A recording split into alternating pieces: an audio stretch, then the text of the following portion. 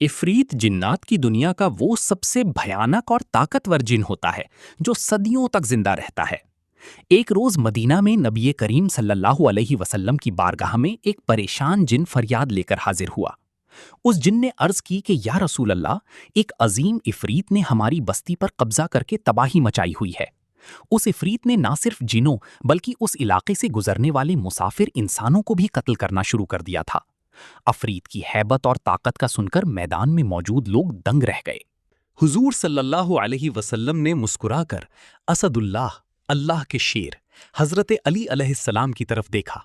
आप सल्लल्लाहु अलैहि वसल्लम ने फरमाया, ए अली, इस गैबी फितने का खात्मा अब तुम्हारे ही हाथों होना है। हजरत अली अलैहिस्सलाम अपनी अजीम तलवार जुल्फिकार लेकर अपने वादा शियार घोड़े दुल पर सवार हुए। आप उस पुरअसरार और खौफनाक घाटी यानी वैली की तरफ रवाना हुए जहां अफरीत का दबदबा था।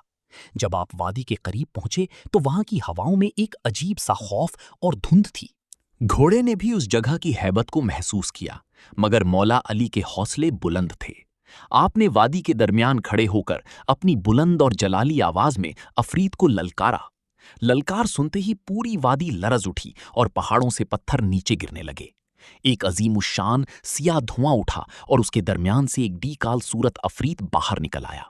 उसने आग उगलते हुए कहा, तू कौन है जो मेरी कलमरौ में दाखिल हुआ है?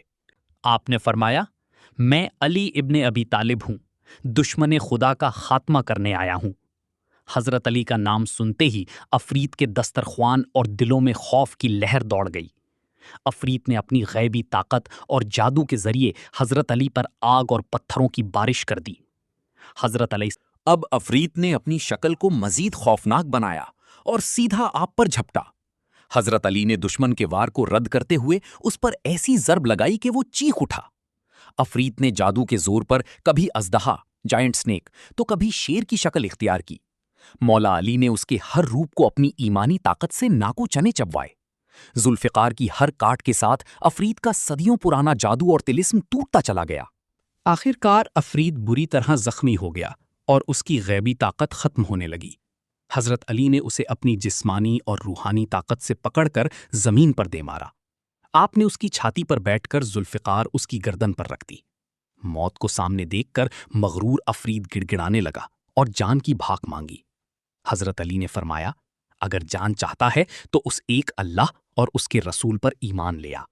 अफरीत ने अपनी अकड़ छोड़ दी और हजरत अली के हाथ पर सच्चा कलमा पढ़कर मुसलमान हो गया। मौला अली ने उस अफरीत का शैतानी नाम बदलकर एक इस्लामी नाम रखा। उसने कसम खाई कि वो आज के बाद किसी इंसान या नेक जिन को परेशान नहीं करेगा। नेक जिन्नात जो अफरीत के जुल्म से परेशान थे, खुशी से झूम उठे।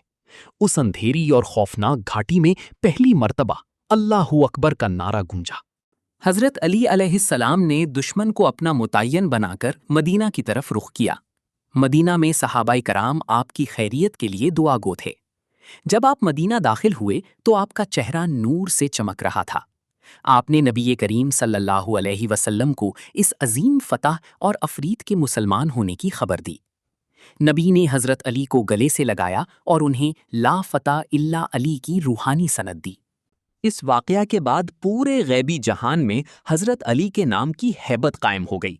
नेक जिनों ने आपको अपना रूहानी अमीर तस्लीम कर लिया। इस वाकया ने साबित किया कि मौला अली सिर्फ इंसानों के नहीं बल्कि गैबी मखलूकात के भी फाते हैं। आपने अफरीत को गुस्से में नहीं बल्कि अल्लाह की रजा के लिए मगलूब किया था। इस दास्तान से वाज़ेह होता है कि जादू कितना ही बड़ा क्यों ना हो, हक के सामने टिक नहीं सकता।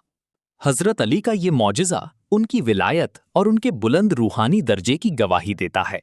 इस अजीम वाकया का जिक्र कदीम इस्लामी रिवायात और तारीख की किताबों में दर्ज है। ये किस्सा हमें सिखाता है कि सच्चाई और खुदा पर तवक्कुल ही सबसे बड़ी ताकत है।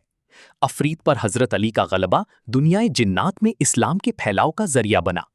असदुल्लाह की ये शुजात और अफरीत को मुसलमान करने का वाकया हमेशा दिलों में जिंदा रहेगा।